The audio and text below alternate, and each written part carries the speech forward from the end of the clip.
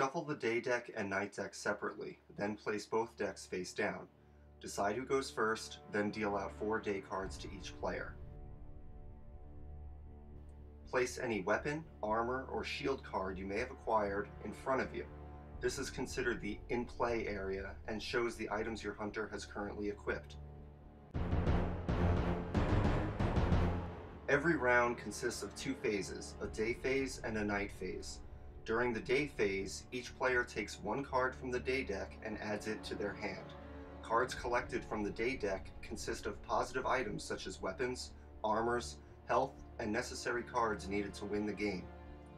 You are allowed to hold 8 cards in hand. You must discard any card of choice when you exceed this amount. You can only equip your hunter during the day phase of the round. If you have any cards you want to equip, you must do this now. When players are finished equipping their hunter, the night phase of the round can begin. The night deck is where evil and misfortune lies. Losing an item, facing hordes of violent creatures, and encountering the Vampire Lord is what you can expect during this phase. During the night phase, the player that goes first draws 1 card from the night deck and places it face up in front of them. Player 1 has drawn a Skeleton Warrior card.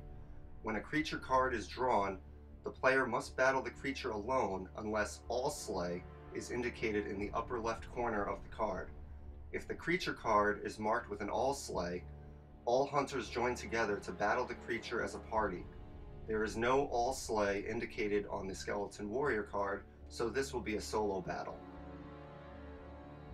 In the upper right corner of the card, you can see the creature's level.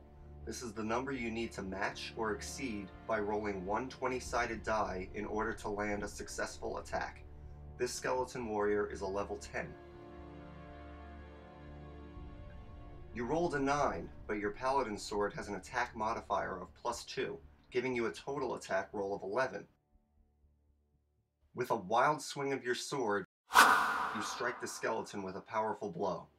Your Paladin sword has a damage value of 2, so move the creature card 2 turns counterclockwise to deplete him of 2 health gems. Roll again. You rolled a 4. Uh-oh, that's a miss. All missed attack rolls are treated as the creature landing a successful strike on your hunter. The skeleton slashes at you with his rusty blade and inflicts 1 health gem damage. All creatures inflict 1 health gem damage per attack, regardless of their level. Since you are equipped with an armor and shield, you may choose which item will sustain the damage.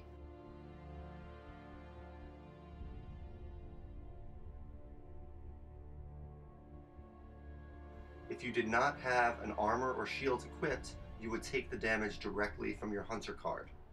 Let's keep going. You rolled a 6, and remember your Paladin sword gives you a modifier of +2, but that only gives you a total of 8. This is where you can use your attack modifier card that you have in your hand. Attack modifier cards can be played after your attack roll to add the respected number to your roll. Your total attack roll after adding your +2 attack card is now a 10.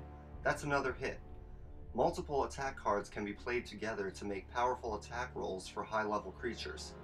With 1 final slash, you deliver the final 2 points of health gem damage. The Skeleton Warrior crashes to the floor with a loud clap.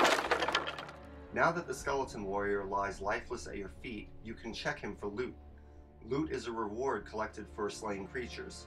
Some creatures have a loot value that is represented by a number on the bottom left of their card. The Skeleton Warrior has a loot value of 1. Loot is always drawn from the day deck. Draw 1 card and claim your well-deserved reward. If this was an all-slay battle, loot will have 2 values, Final Slayer and Party. Final Slayer, which is represented by a sword icon, is the amount of loot collected by the hunter that delivered the killing blow. Party, which is represented by a group icon, is the amount of loot collected by the other hunters involved in the battle. Hunters must play an active role in battle and roll the die at least once in order to collect party loot. After a battle, your hunter card may have sustained health gem damage. There are a few ways to regain health gems. You may acquire a health potion card which can regain 1 to 3 health gems back to your hunter. You may also decide to skip your day phase turn to rest and regain 1 health gem.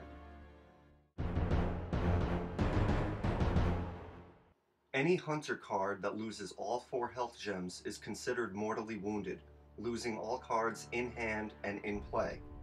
The hunter must now sit out for the remainder of this night round. On their next day turn, they start over with full health, draw 4 cards from the day deck, and the hunt continues. There are 4 vampire slaying item cards that are needed in conjunction to slay the vampire lord and win the game. These cards consist of Hammer, Stake, Holy Water, Garlic, and Cross. If a vampire card is drawn and you do not have all 4 vampire slaying item cards, you may play one of these cards to repel his attack. If you do not have a vampire slaying item card, or choose not to use one, you are infected by the vampire's bite and must turn over your hunter card to reveal your new infected form. All newly infected hunters start with full health gems regardless of what their human character's previous health was. When your hunter is infected by the vampire lord, gameplay is the same with some exceptions. Number 1. When in battle, an infected hunter gets an attack bonus of +3 to all attack rolls due to their enhanced strength. Number 2. If you decide to play the day phase of a round, you lose 1 health gem due to sun damage.